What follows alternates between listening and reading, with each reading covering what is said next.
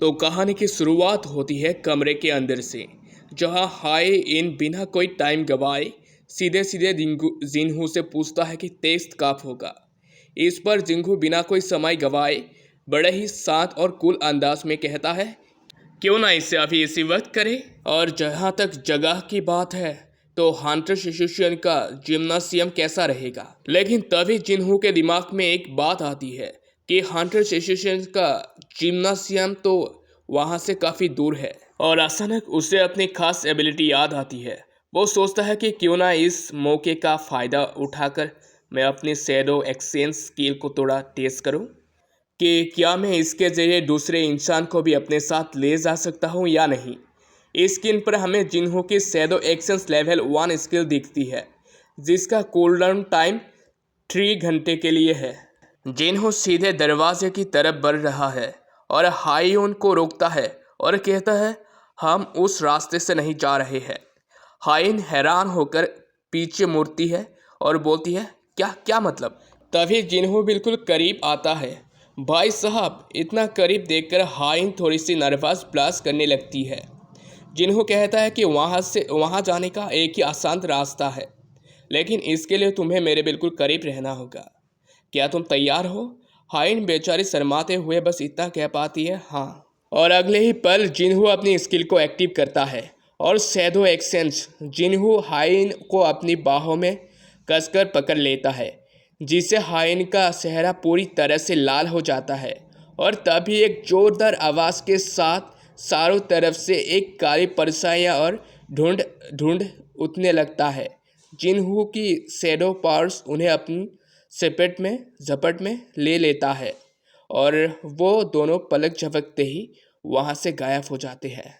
लेकिन कहानी में फनी ट्विस्ट तब आता है जैसे ही दोनों गायब होते हैं, तभी जिन्हों के दोस्त जिन्हों प्लेट में कुछ स्नैक्स लेकर कमरे के दरवाजे को खोलता है।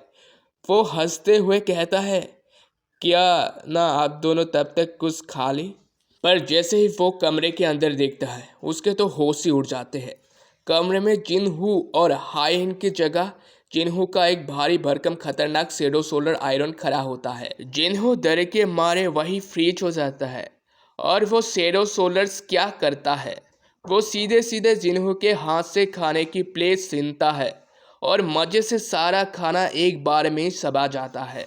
और जिन्हू की तो बेचैनी देखने लायक होती है और वो बस डर के मारे कंटप्त रह जाता है। दूसरी तरफ आवाज़ के साथ जिन्हू और साई इन सीधे सीधे हंटर्स एसोसिएशन के उस बड़े से गोल जिम्नासियम के फर्श पर प्रकट हो जाती है।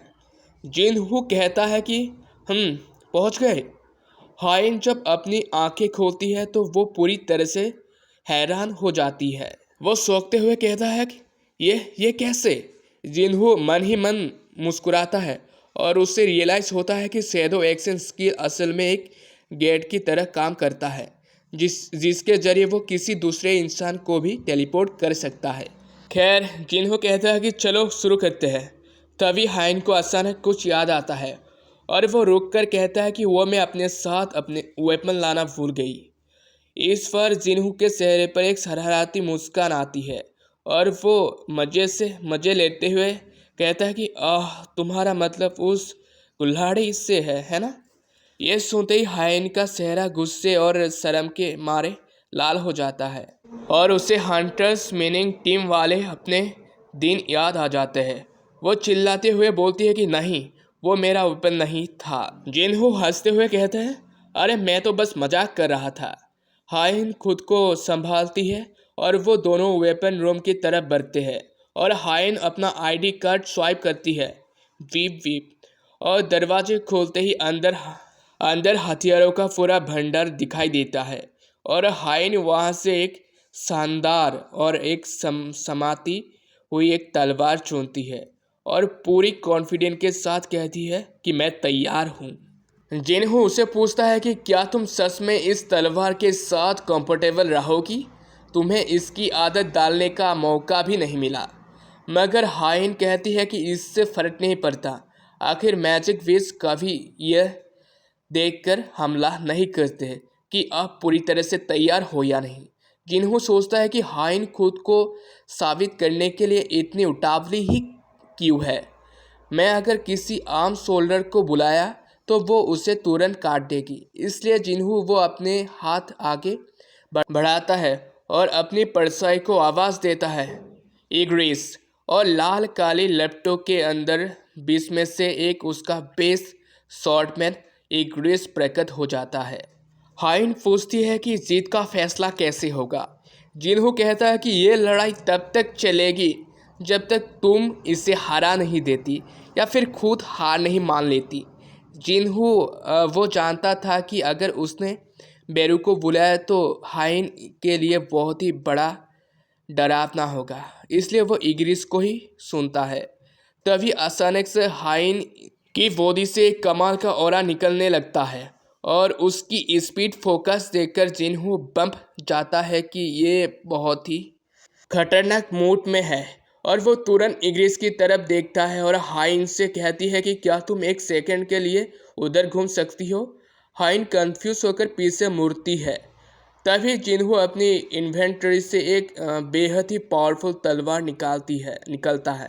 निकलवाता है और वो इग्रिस को थमा देता है। और ये कोई मामूली तलवार नहीं है दोस्तों, ये है demon king's long sword S rank की। ये तलवार बिजली का भयानक तूफान ले आती है और इग्रिस के हाथ में आते ही तलवार से नीली बिजलियाँ खड़कने लगता है और जिन्हों चिल्लाता है और बींग। लड़ाई शुरू होते ही हाउमा एक जोरदार कट मारता है और बिजली का एक जोरदार ब्लास्ट सीधे हाइन की तरफ बढ़ता है, और लेकिन हाइन हवा की रफ्तार से मूव करके उसे डॉज कर लेता है और अगले ही पल हाइन सीधे इग्रिस पर टूट पड़ती है और दोनों की वेपन्स आपस में टकराते हुए पूरे जिम्नासियम में शॉक वेव्स फैल जाती है। अब जिम्नासियम के अंदर से पूरे धूल का एक गुब्बार उड़ रहा होता है।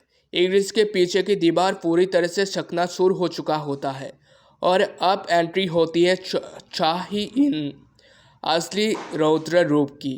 हाइन के चेहरे पर एक तरफ से सुनहरी आग जैसी ऑरा निकलने लगती है और वो अपनी तलवार कसकर पकड़ती है और वो जिन्हों की तरफ एटीट्यूड से देखते हुए पूछती है, क्या तुम्हें पक्का यकीन है कि ये ब्लैक नाइट ही तुम्हारा सबसे स्ट्रॉन्गेस्ट शैडो है?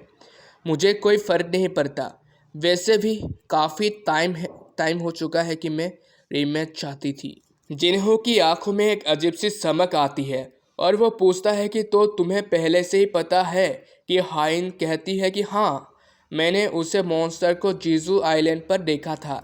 और ये सुनकर जिन्हों के चेहरे पर एक डार्क खिलती हुई स्माइल आती है और वो अपनी आंखें बंद करता है और बस एक ही नाम पूछता है, बीरू। ये नाम सुनते ही साइन के चेहरे की रंग उड़ जाता है और उसके माथे पर पसीना आ जाता है और जिन्हों को कहता है कि मैं तुमसे एक आखिरी बार पूछ रहा हूँ। अचानक जिन्हों के पीछे से एक बेहद ही खौफनाक डार्क परछाई निकलने लगती है और जिसकी दो नीली आंखें अंधेरे में चमक रही होती है और वो सामने आता है द शैडो किंग बीरू। और बीरू के आते ही उसके पेट के नीली बिजलियाँ पंखों की तरफ फैलने लग जाती है और उसकी एविल ऑरा पूरी जिम्नासियम को हिला देती है।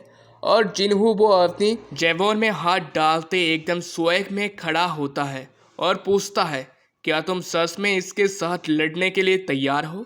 तो चैप्टर 3 इतना ही था और चैप्टर 4 के लिए कुछ दिन वेट करना होगा।